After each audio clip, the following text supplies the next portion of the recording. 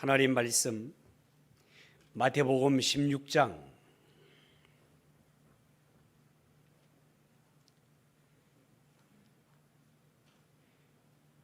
13절에서 28절까지 마태복음 16장 13절에서 28절까지 우리 한 절씩 교독하겠습니다. 예수께서 빌립보 가이사랴 지방에 이르러 제자들에게 물어 이르시되 사람들이 인자를 누구라 하느냐?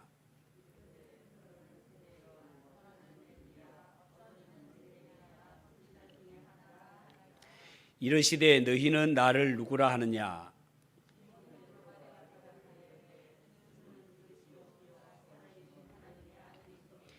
예수께서 대답하여 이르시되 바요나 시몬아 네가 복이 있도다. 이를 내게 알게 하니는 혈육이 아니요 하늘에 계신 내 아버지시니라.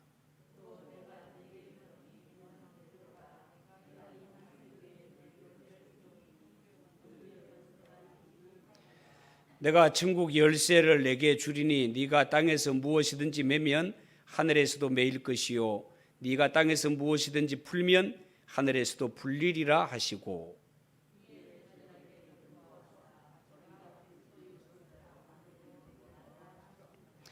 이때로부터 예수 그리스도께서 자기가 예루살렘에 올라가 장로들과 대제사장들과 서기관들에게 많은 고난을 받고 죽임을 당하고 제3일에 살아나야 할 것을 제자들에게 비로소 나타내시니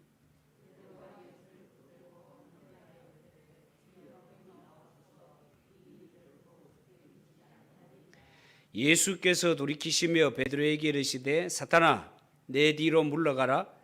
너는 나를 넘어지게 하는 자로다. 내가 하나님의 일을 생각하지 아니하고 도리어 사람의 일을 생각하는도다 하시고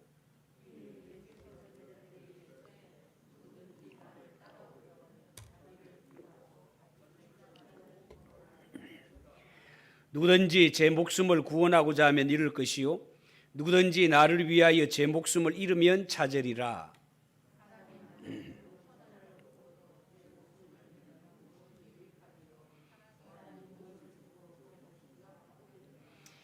인자가 아버지의 영광으로 그 천사들과 함께 오리니 그때에 각 사람이 행한 대로 갚으리라.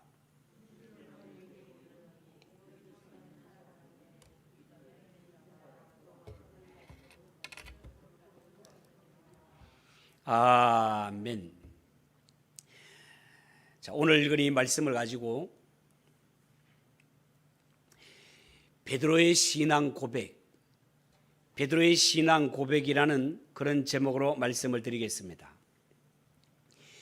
예수님이 공생의 마지막 무렵에 십자가 고난을 당하기 위해 예루살렘에 올라가야만 했습니다.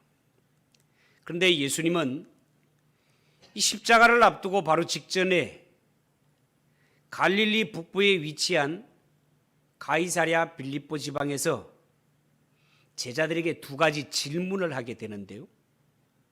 아시다시피 하나는 사람들이 인자를 누구라 하느냐였고 또 하나는 너희는 나를 누구라 하느냐였습니다. 이에 제자들은 대답하기를 사람들이 들으는 세례 요한, 들으는 엘리야, 들으는 예레미야나 선지자 중에 하나라고 합니다. 그렇게 대답했습니다. 예수님을 세례 요한이라고 하는 것은요, 예수님이 당시에 세례를 베풀고 회개하고 천국 복음을 믿으라고 하니까 목배임을 당한 세례 요한이 생각났을 것이며 예수님을 엘리야라고 하는 것은 구약시대에 가장 많은 능력을 행하고 불말과 병거를 타고 회오리 바람과 함께 승천한 그 전무후무한 선지자가 엘리야 아닙니까? 예수님이 오셔서 행하시는 기적들, 병 고침과 귀신을 내쫓음과 죽은 자를 다시 살리시는 능력을 볼 때 바로 구약에서 오리라 예언한 엘리야가 바로 예수가 아니겠나 그런 뜻이겠죠. 예수님을 예레미야라고 하는 것은 예레미야가 거짓 선지자들과 맞서 싸워 자신이 참 선지자임을 보여주었던 것처럼 예수님은 바리새인과 서기관들을 신랄하게 비판하시는 이런 모습을 떠올렸을 것이고, 또 예레미야 선지자는 눈물의 선지자인데 예수님이 당시에 무리를 보시고 목자 없는 양과 같이 여겨 그들을 불쌍히 여기시고 눈물을 흘리시는 모습을 보며 예레미야 선지자를 떠올렸을 것입니다. 어쨌든 당시의 사람들은 예수님이 행하시는 그 엄청난 능력들을 보고도 예수님을 메시아로 생각하지 않고 어떻게 해요?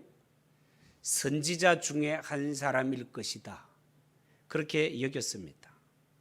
자, 그런데 예수님은 세상 사람들이 예수님을 어떻게 생각하는지에 대해서는 별 반응이 없었습니다. 이어서 질문하기를, 그러면 너희는 나를 누구로 하느냐? 나를 가장 가까이에서 따라다니는 너희, 믿는다고 하는 너희 제자들, 너희는 나를 누구라 하느냐? 제자들을 향해 질문을 던졌습니다. 그때 제자 중에 베드로가 주는 그리스도시요 살아계신 하나님의 아들이십니다 라고 고백을 하죠. 예수님은 베드로의 이런 고백을 듣고 난 후에 아주 기뻐하십니다. 베드로를 크게 칭찬하십니다. 바요나 시몬아, 네가 복이 있도다. 이를 내게 알게 한 이는 혈육이 아니요 하늘에 계신 내 아버지시니라. 이렇게 칭찬하시면서 자세히 설명을 해줍니다. 오늘 이 성경을 보면서 우리가 첫 번째 살펴볼 것은 예수님의 질문과 그 반응에 대해서 살펴보겠습니다. 여러분, 예수님은 제자들에게 두 가지 질문을 했는데 예수님의 관심은 한 가지에 집중되어 있는 것을 볼 수 있습니다.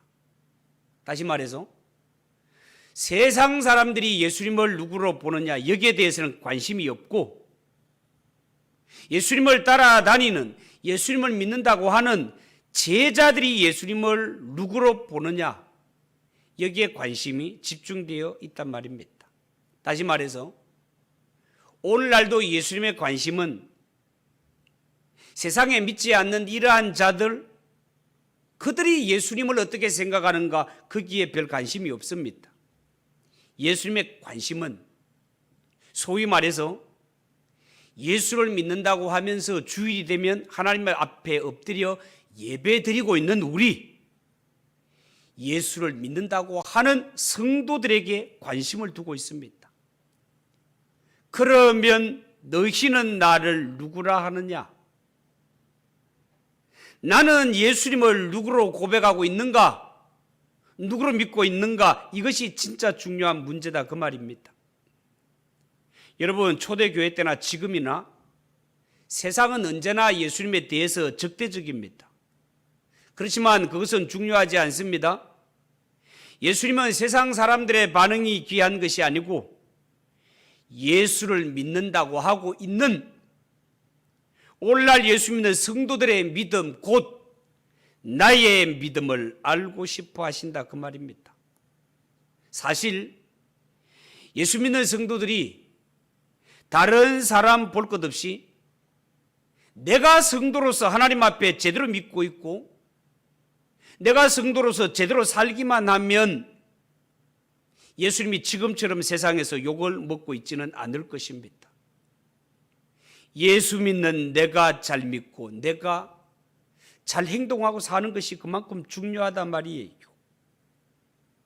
우리가 예수를 믿다가 낙심한 자들을 가끔 만나게 되는데요, 예수 믿다가 낙심한 자들, 그들은요 다른 사람들, 예수 믿다가 예수 믿는 다른 사람들이 이중적으로 살아가는 이런 모습을 보고 낙심한 자들도 있습니다. 물론 이런 자들을 볼 때 실망스럽기도 하겠죠. 속도 상하겠죠. 그러나 예수님의 관심은 실망하고 있는 너는 나를 누구로 믿느냐? 예수님은 그렇게 묻고 계십니다. 우리는 자신의 믿음을 살피지 않고 다른 사람의 이중적인 모습 때문에 내가 낙심에 빠졌다. 그 또한 하나님 앞에 옳지 않다 그 말이에요. 냉정하게 생각해 보십시오. 여러분에게 예수님의 십자가는 그것밖에 되지 않습니까?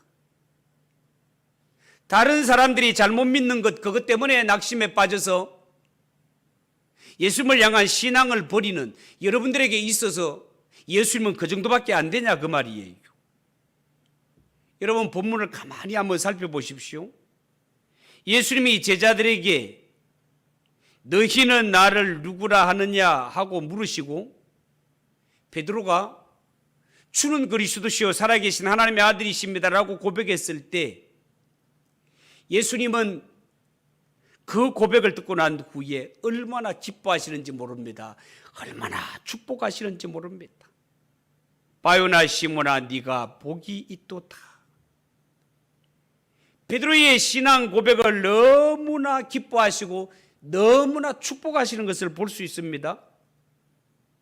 예수 믿는 성도가 예수를 믿을 때 바르게 믿고 바른 신앙 고백을 갖는 것은 그만큼 하나님을 기쁘게 하고 성도는 하나님 앞에 정말 복을 누릴 일이다 말이에요. 그리고 이 질문은 우리가 예수님을 믿기로 작정했을 때 예수님이 우리에게 물으시는 질문일 수도 있지만 동시에 이 질문은 매일 매 순간 물으시는 질문이기도 합니다. 예수님은 우리의 순간순간마다 다만 예배하고 묵상할 때뿐만 아니라 내가 성도로 세상에 살아가면서 때로 짜증내고 화를 내고 절망하고 나태해질 때마다 물으시는 질문이 또한 너는 나를 누구로 아느냐? 누구로 믿고 있느냐? 여러분 이 질문은 예수님 편에서 생각할 때 나는 너희에게 있어서 누구냐? 라는 질문이기도 합니다. 때로 내가 낙심에 빠져 있을 때, 때로는 분노가 일어날 때, 내가 알게 모르게 죄를 지을 때, 그 순간에도 과연 나는 그 예수님을 그리스도와 살아계신 하나님의 아들로 고백하고 있는가?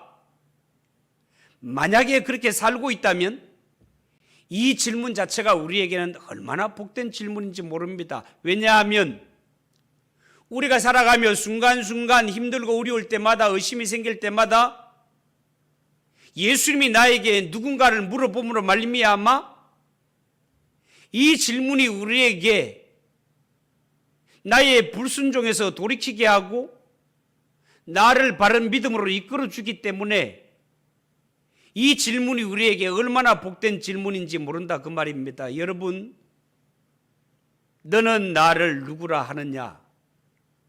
이 예수님의 질문을 다름 아닌 오늘 예배하는 여러분 각자에게 이 질문을 한번 던져보시기 바랍니다. 너는 나를 누구라 하느냐? 내가 믿는다고 하는 예수님, 그 예수님이 과연 나에게 어떤 분이신가? 를 한번 물어보시고 여러분들은 과연 이 질문에 예수님을 뭐라고 대답하시겠습니까? 두 번째 생각할 것은 예수님이 그토록 칭찬하신 베드로의 신앙 고백은 어떤 내용을 담고 있는가 하는 건데요. 여러분 예수님 너희는 나를 누구라 하느냐라고 할 때 베드로의 신앙 고백이 어떠했습니까? 주는 그리스도시요 살아계신 하나님의 아들이시니이다. 베드로의 신앙 고백에 보면 예수님에 대하여 세 가지를 부르고 있습니다. 첫 번째가 주, 다음은 그리스도, 그 다음은 살아계신 하나님의 아들입니다. 결론적으로 이 베드로의 신앙 고백을 풀어서 쓰면 예수님은 나의 구원자시요 나의 주님이십니다. 그런 뜻이 되겠습니다. 여러분 그리스도라는 말은 헬라어죠. 번역하면 기름 부음 받은 자라는 뜻입니다. 이 그리스도가 히브리어로 가게 되면 메시아라는 말이죠. 똑같은 뜻입니다. 기름을 부었다는 뜻입니다. 그리고 성경에서 기름을 부었다라는 것은요, 하나님이 특별한 사명을 이루기 위해 친히 세우셨다라는 뜻입니다. 구약 시대에 우리가 잘 아는 대로 하나님께서 왕이나 선지자나 제사장을 세울 때 기름을 부어 세우셨습니다. 하나님의 특별한 사명을 맡은 자들이죠. 그리고 선지자들이 계속해서 미래에 오셔서 이스라엘을 구원할 구원자가 바로 메시아 그리스도, 즉 기름 부음 받은 자, 그가 곧 장차 오실 메시아라는 것이죠. 이 예언의 입각에서 볼 때 메시아로 오신 예수 그리스도가 구약의 선지자들이 예언한 기름 부음 받은 자로서 왕으로서 선지자로서 제사장으로 사명을 감당하신 분이 예수님 아니십니까?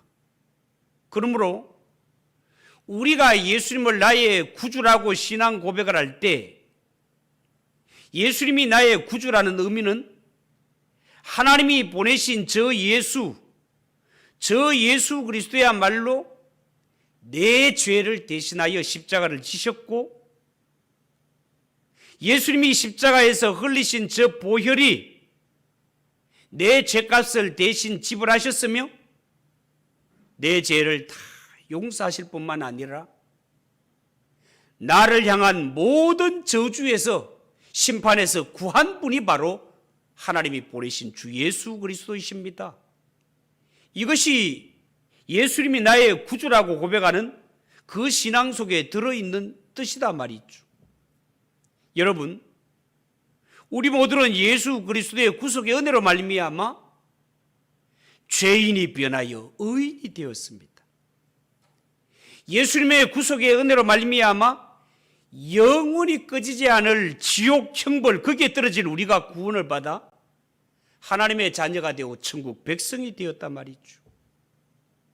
이 사실을 두고 사도 바울은 이렇게 하나님의 은혜로 구속받은 우리, 이 세상의 그 어떤 것도 우리를 정죄할 수 없고 우리를 향하신 하나님의 사랑에서 끊을 수 없느니라 라고 고백하고 있습니다. 여러분, 우리가 이런 엄청난 죄악과 심판 가운데 떨어질 자들이었지만 예수 그리스도의 구속의 은혜로 구원받은 자이니 죄인이 변하여 의인 되었으니 다시는 마귀의 종으로 죄의 종으로 살아서는 안 되고 성령님을 쫓아 하나님의 자녀로 거룩하게 살아가야 할 자가 예수 믿고 구원 얻은 성도라는 사실을 믿고 그렇게 살아가는 성도들이 되시기를 축복합니다. 우리가 예수님을 나의 주님이라고 고백하는 것은요, 이제부터 나의 주인은 예수님이십니다라는 고백이기도 합니다. 여러분, 정말 그렇습니다. 예수님은 교회를 이야기할 때 피로 값주고 사셨다라고 표현을 합니다. 예수님이 값을 지불하고 우리를 사셨으니 우리의 주인은 당연히 예수 그리스도가 되시지 않습니까? 여러분, 성경에서 예수님을 칭할 때 대부분의 호칭이 퀴리오스, 주님, 주인으로 호칭하고 있다는 사실을 알고 계십니까? 예수를 믿고 구원을 얻은 성도는 더 이상 그 신분이 마귀의 종도 아니고 죄의 종도 아니고 나의 주인은 내가 아니고 나를 십자가에 걸리신 피로 사신 주 예수 그리스도가 나의 새 주인이다, 그 말입니다. 우리가 예수님을 주님이라고 부르는 것 자체가 주님은 나의 주인이십니다라는 고백 아닙니까? 그렇다면 이 사실을 아는 우리라면 정말 하나님 앞에, 예수님 앞에 겸손하게 종의 자세로 주님 말씀만 하세요, 종이 듣겠나이다 라는 자세로 살아가는 것이 너무나 당연하지 않습니까? 그렇지만 실제로 우리가 살아가는 영역에서 주님이 우리에게 어떤 존재인가를 살펴볼 때 우리가 말로는 예수님을 주님, 주님, 주여라고 부르지만 실제로 우리의 삶은 내가 주인인 줄 착각하고 살 때가 참 많은 것 같습니다. 우리가 예수님을 주님이라고 부르는 것은 나는 주인이 바뀌었으니 내 평생 하나님의 말씀에, 주님의 말씀에 순종하며 복종하며 살겠습니다라는 뜻인데, 실상 모습은 여전히 내가 주인이고 하나님은, 예수님은 마치 나의 소원을, 욕심을 다 들어줘야 되는 분으로 그렇게 생각을 하고 하나님 앞에 올 때마다 우리는 그냥 내놓으라고 달라라고 주장만 하지, 나를 향하신 하나님의 뜻이 무엇입니까? 하나님의 뜻을 분별하게 하시고 하나님의 뜻을 이루며 살아갈 수 있게 해달라고 기도하지 못하고 하나님 앞에 무조건 내놓으라고 으름장 부릴 때가 얼마나 많으냐 말이에요. 한 가지 더 생각할 것은, 정말 베드로가 고백한 대로 주는 그리스도시요 살아계신 하나님의 아들입니다 라고 고백을 했다면 우리가 정말 그 신앙 고백대로 헌신하며 순종하며 살고 있느냐라는 것입니다. 여러분, 오늘 성경을 보면 후반부에 이 베드로가 주는 그리스도시요 살아계신 하나님의 아들이라고 멋진 신앙 고백을 한 후에 예수님께 큰 칭찬을 받게 되죠. 그리고 나서 예수님은 십자가의 고난과 죽음을 예고하게 됩니다. 내가 십자가를 지고 죽을 것이다. 이 말을 들은 베드로 보세요. 예수님을 붙잡고 만류하며 항변했습니다. 항변했습니다. 주여 그리 마옵소서, 이 일이 결코 주께 미치지 아니하리이다. 예수님을 붙잡고 만류하며 항변했습니다. 이전 성경은 간하여 가로되어 있죠. 간하여 가로되라서 마치 간청하는 것처럼 그렇게 나왔지만 제가 총시신대원에 가서 이거 질문했다가 상당히 조금 애매한 일들이 발생했던 것 언제 한번 설교한 적이 있습니다. 간청으로 해석을 하길래 이게 간청이 아닙니다. 지금은 성경이 좀 그래도 해석이 잘 돼가지고 항변으로 나왔어요. 주여 그리 마옵소서, 이 일이 결코 주께 미치지 아니하리이다. 그런데 여러분, 이 내용이 전개되는 것을 볼 때 베드로가 하나님의 일을 생각한 것이 아니라 사람의 일을 생각한 처사였습니다. 예수님은 그것을 아셨기 때문에 뭐라고 했습니까? 사단아, 내 뒤로 물러가라. 너는 나를 넘어지게 하는 자로다. 네가 하나님의 일을 생각하지 아니하고 도리어 사람의 일을 생각하는 도다라고 책망하셨습니다.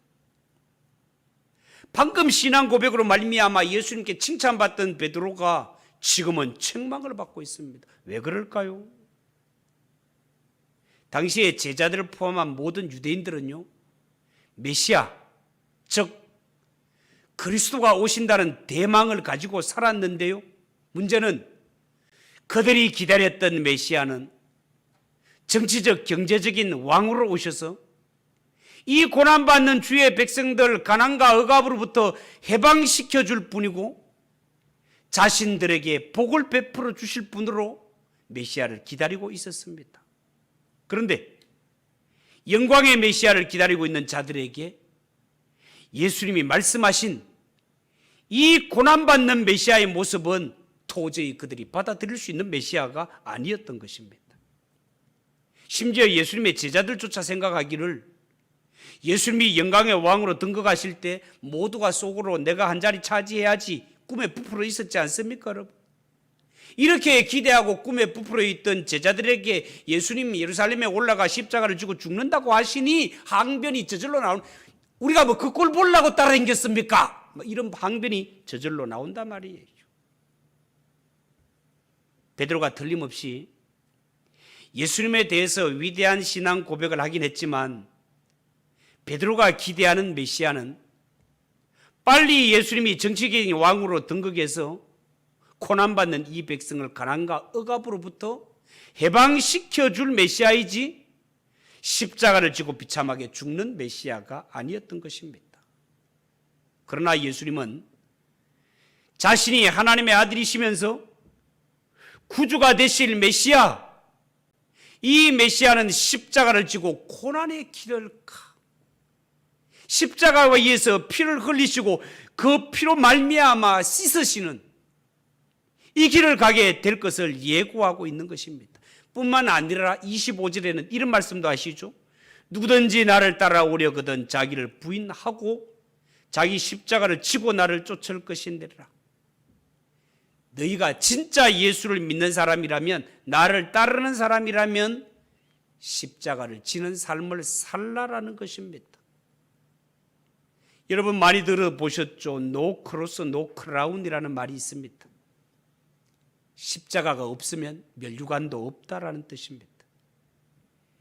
영광의 길 걷길 원하는 자, 반드시 십자가의 길로 나아가야 된다는 것입니다.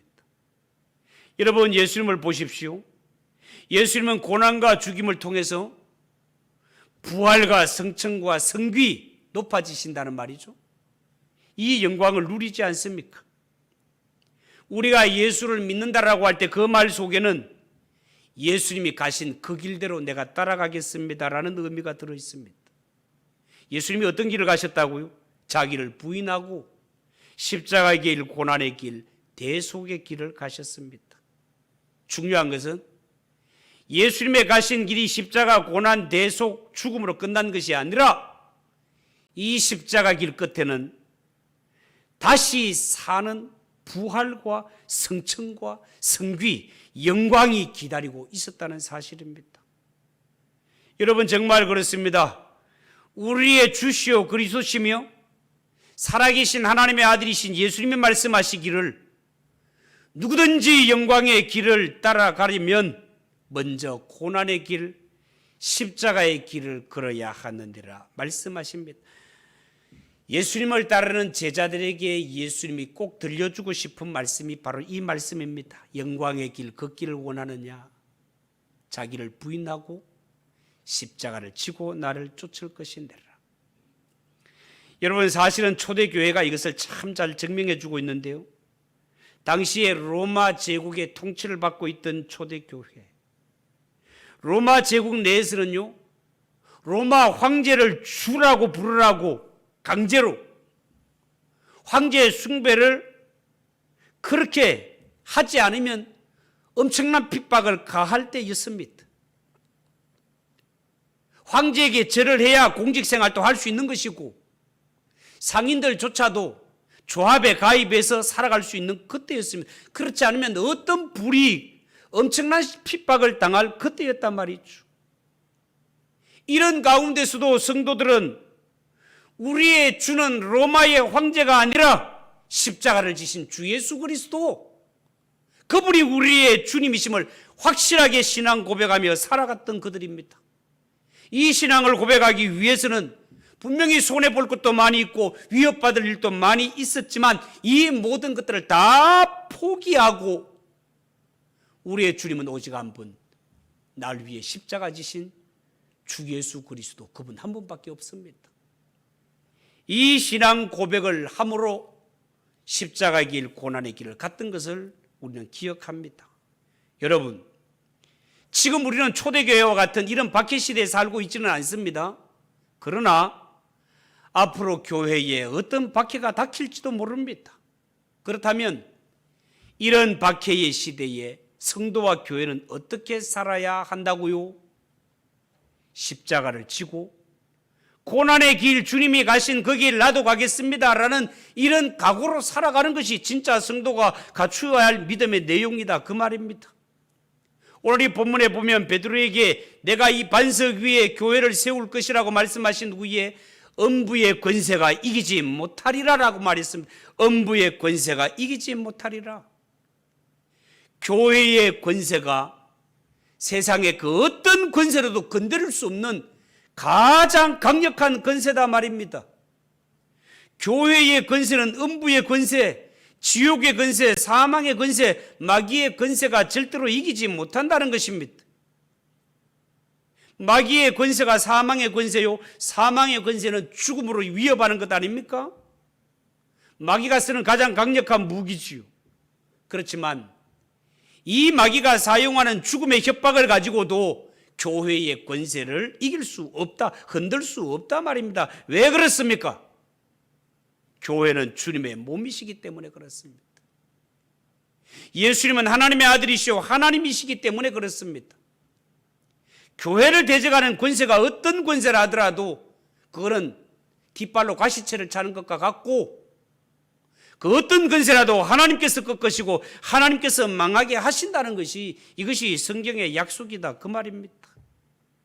어떤 어려움을 닥치더라도 예수 믿는 성도들은 두려워할 것이 아니라 주 예수 그리스도로 인하여 강하고 담대한 믿음을 가지는 성도들이 되시기를 축복합니다.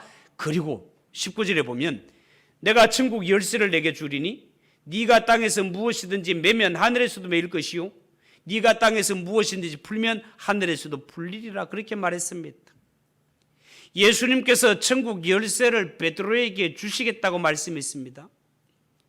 이 천국 열쇠를 가진 자만 천국 문을 열고 들어갈 수 있습니다.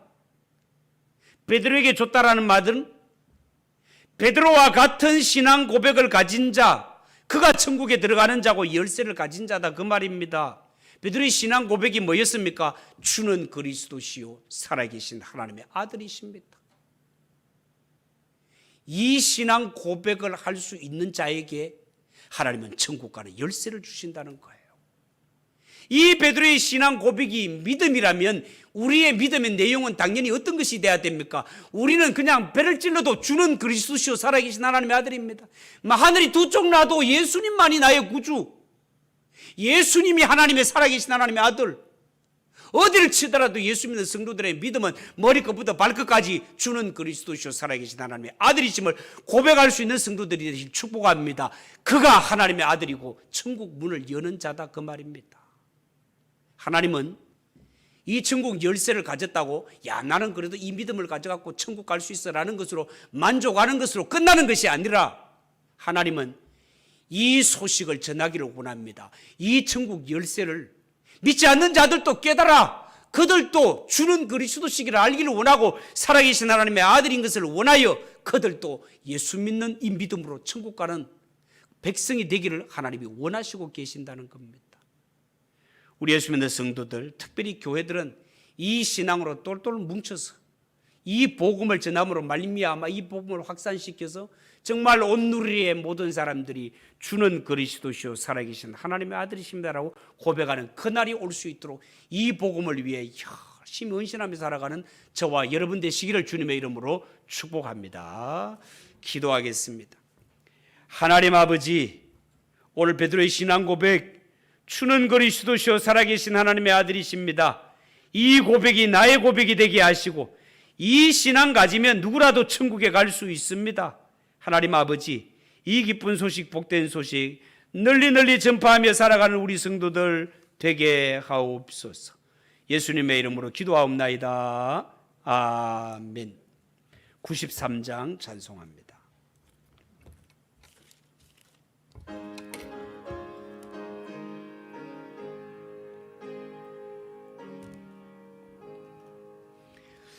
예수는 나의 힘이요